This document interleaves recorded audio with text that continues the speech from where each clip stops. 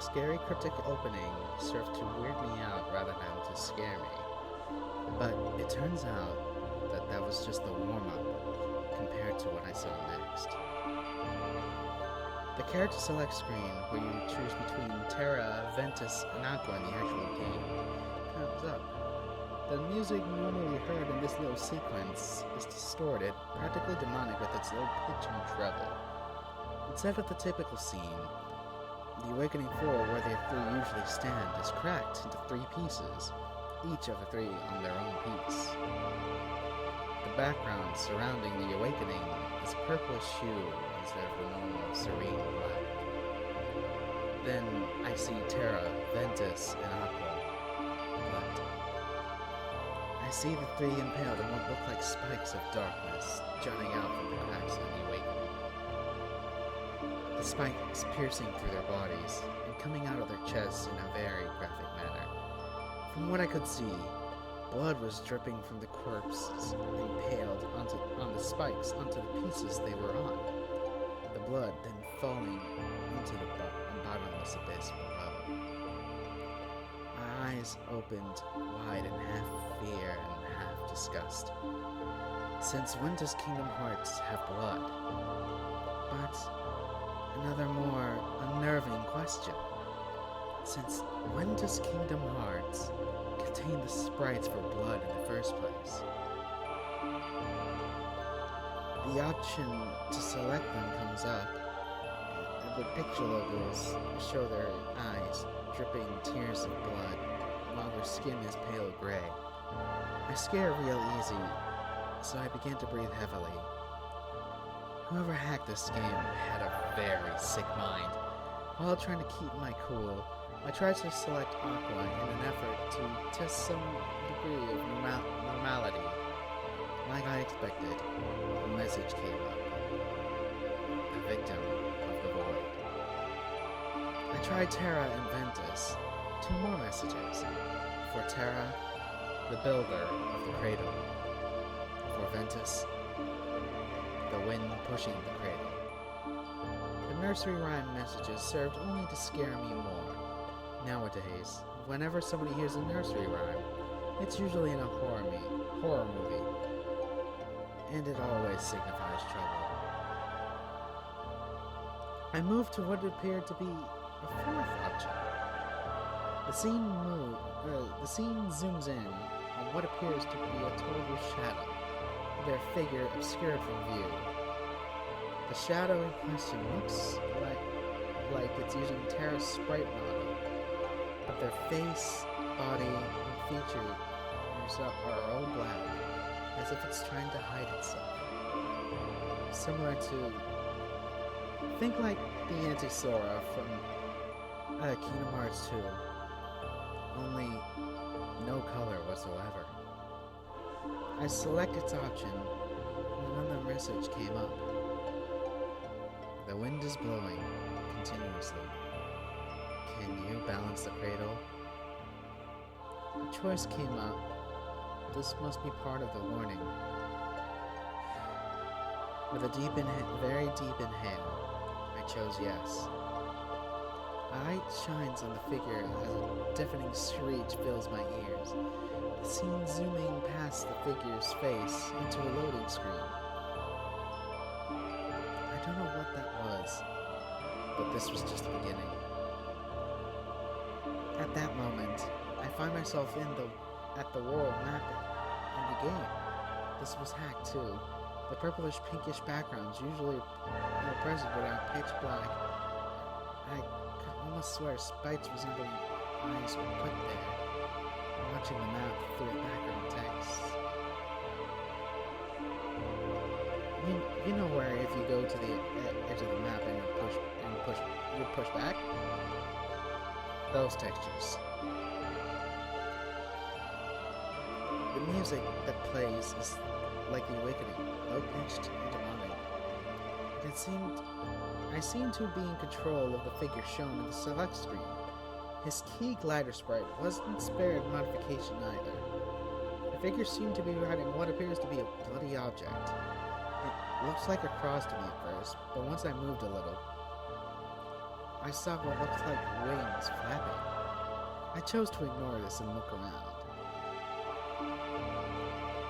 I moved the figure to the left of the world map, where the Princess of Heart Worlds were. The Mirage Arena was gone, instead replaced with what was made to look like a human eye. It looked bloodshot. It had kept itself trained on the figure wherever it moved,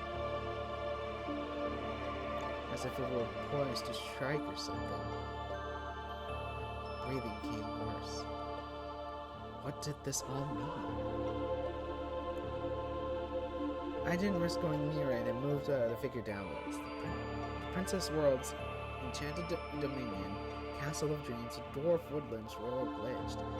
The structures replaced with random binary data formed into the shape of the worlds themselves. I tried going near the enchanted dominion,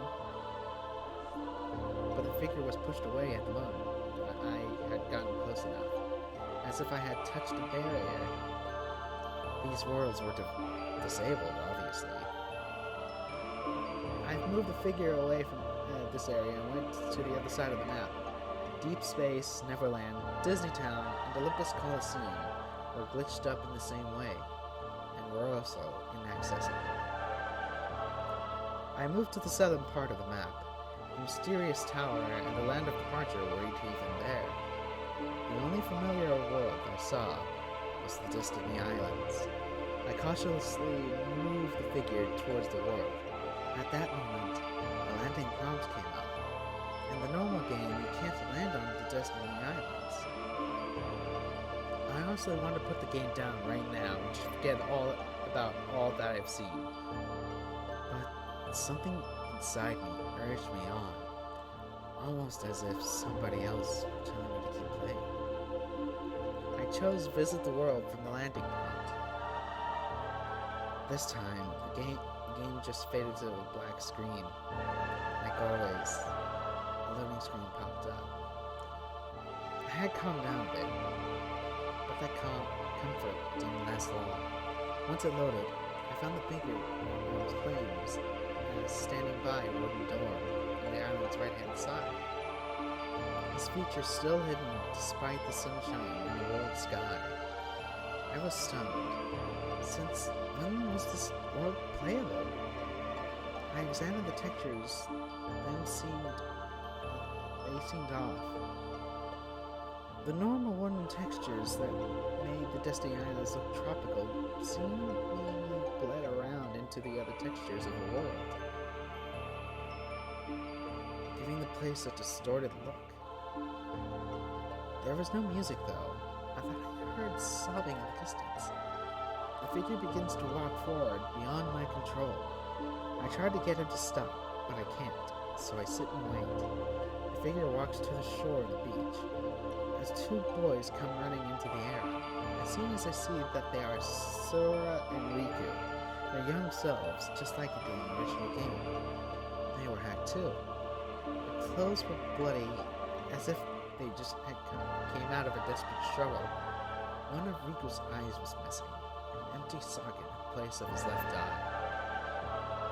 Sora suffered from the same affliction, only it was with his right eye. The eyes that were working had bloody tears dripping from them, just like the pictures in the character select screen. Their flesh looked mangled, almost zombie-like. The two immediately taken out wood swords and entered battle poses, intending to engage the figure in combat. Sora says something angrily, but all I hear is static and glitched sounds, and subtitles seem to be disabled, so I couldn't understand him at all. At this point, I was simply speechless. I didn't know what this meant, nor did I want to know, but I had to keep playing. I had to know what it was trying to tell me, or it would haunt me forever.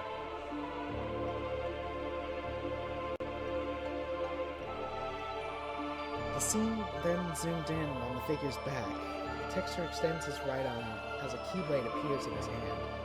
With an insane chuckle, he finally turns around to face the camera. At At that moment, the black color covering his features started to melt off of his body, bleeding into the texture of the islands, distorting them further. I knew who it was now. It was Xehanort in Terra's body, just like in the original game. In reality, it was Terra, just with his eyes turned yellow and his hair turned white. But I know who this was supposed to be. The keyblade in the figure's hand turned out to be Xehanort's as well. Another dead giveaway as to the figure's identity. Another loading screen went by, and then the sieve moved to the figure's back, as an information bar showing more current objective hovered over the screen. And I couldn't believe what it said. Kill them. At this point, I practically shat a brick. This was some freaky shit. As soon as I was in the control of Xehanort, I noticed a few things. First off, the mugshot in the HP bar wasn't there, just like in the safe house. Secondly, there was no D-Link or shot log delay for Xehanort to use. There was also no music playing in the background, just sobbing that seemed to grow louder with each passing minute. Finally, I had paused the game and saw one of the most haunting images I had ever seen. On the pause screen was an image of a real-life man being torn in half by an odd-looking machine, his blood spattering all over the camera that took the photo. His face was contorted in agony as the intestines were falling out with visible and clear detail. The image was so realistic, it obviously wasn't part of the game. I literally screamed out bloody murder, throwing up where I was sitting at the moment I saw it. What kind of an asshole would pass out filthy shit like that? In an effort to calm myself, I took in a deep breath. I had seen some stuff that was not going to be leaving my mind anytime soon. It was too late to turn back. I had to know why all of this was made. I unpaused the game to find myself playing as Xehanort again. Sora and Riku began to advance. I had Xehanort running up to Sora, attacking him with a normal 3-hit combo. Xehanort played just like Terra, so I knew his strengths and weaknesses. Sora could barely fight, so he was no challenge. I noticed that as I attacked Sora, the sky started to change color, and once I had depleted Sora's HP to 0, the sky was blood red. The scene zooms in for a reaction sequence. Sora tries to attack one last time, but as he jumps into the air to attack from above, Xehanort aims his hand at Sora, the game prompting me to constantly press X. I do so to see Xehanort's hand charging up with dark energy. The prompt disappears as Xehanort releases a spike of darkness that stabs through Sora's heart and out the other side. The scene zooms in on Sora's face as he says, "The bow is breaking, Andrew. Are you strong enough?" I was sweating now. How did Sora know my name? How did the hacker know my name? At that moment, Sora's body explodes into a shower of red as his blood and entrails fall onto the sand. Xehanort turns to engage Riku. Riku stops short and exits out of combat stance. He looks at Xehanort with what seemed to be pity. Then he turns and looks at me directly. "The crater will fall and deteriorate everything," Riku says to me. All you know will cease to exist, and so will you."